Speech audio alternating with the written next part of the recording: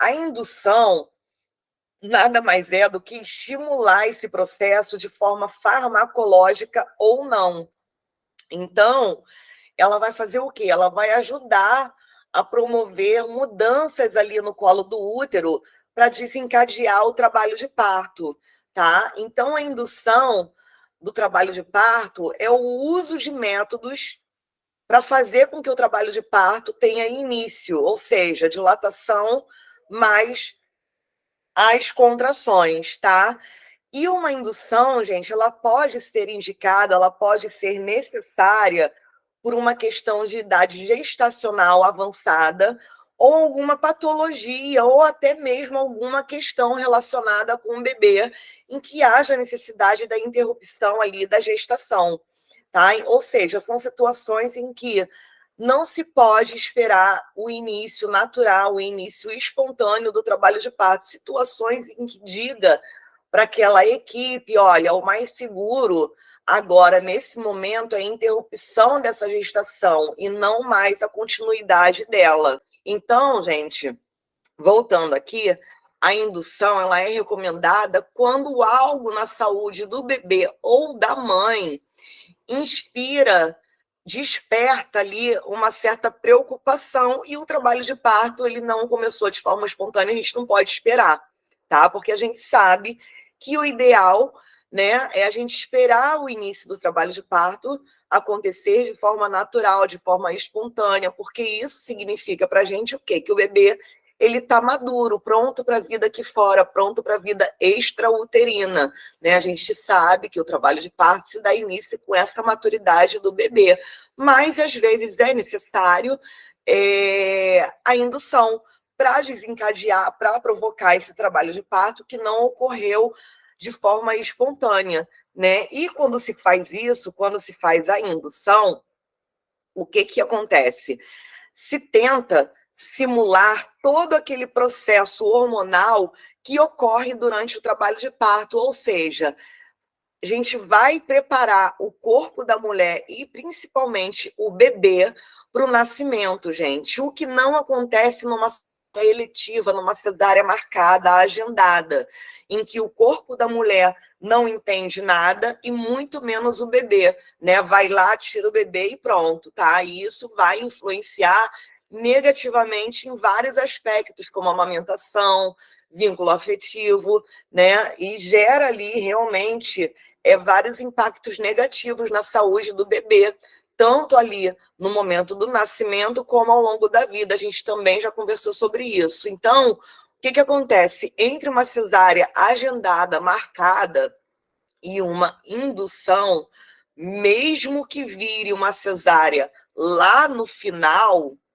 dessa indução, vai acontecer, vai haver, vai existir a simulação daqueles hormônios do trabalho de parto e preparar o bebê para o nascimento, tá? Então, vai favorecer todos aqueles fatores que são prejudicados quando a gente não passa pelo trabalho de parto, ok? E quanto tempo, gente, leva uma indução? Depende. Depende. Isso, na verdade, vai depender de cada organismo, de cada mulher e também, gente, da situação do colo do útero, onde vai avaliar ali se esse procedimento ele vai começar do zero ou de uma etapa mais avançada, né? O que a gente sabe, o que que a gente sabe assim que é o ideal?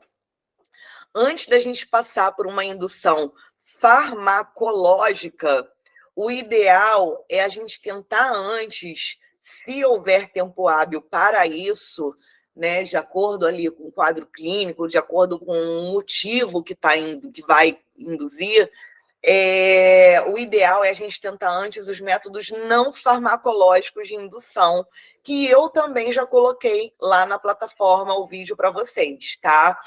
Então, eu até falei lá nesse vídeo que a gente não costuma dizer métodos naturais de indução do trabalho de parto, porque a partir do momento que a gente está intervindo em algo, provocando que algo aconteça, isso já deixa de ser natural.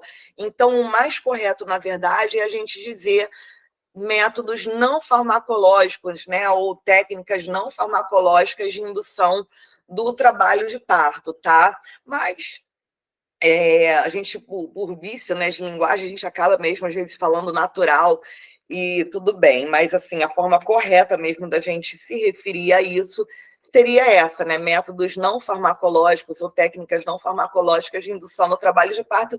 E quais são essas técnicas? Eu também já falei lá no vídeo, que eu deixei gravado para vocês, mas eu vou falar aqui rapidamente: relação sexual, acupuntura, acupressão, aromaterapia, o shake, né? Mas lembrando que shake, gente, não é a doula, tá? Que deve passar para a mulher tomar. A gente até tem, sim, a receita do shake, eu tenho, muitas doulas têm, muito provavelmente vocês vão ter também, mas não é nossa responsabilidade passar essa receita do shake para a mulher tomar, tá? Isso deve ser uma decisão em conjunto ali com a equipe que está assistindo ela, tá?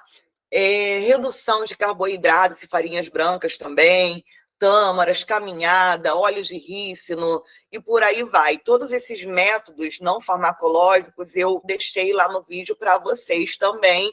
E depois, se vocês tiverem alguma dúvida em relação a isso, pode me chamar lá no grupo, pode perguntar, que a gente bate um papo mais aprofundado em relação a isso, se for o caso, tá? Então, sobre a questão da indução farmacológica, né? Na verdade, a gente tem vários métodos, tá?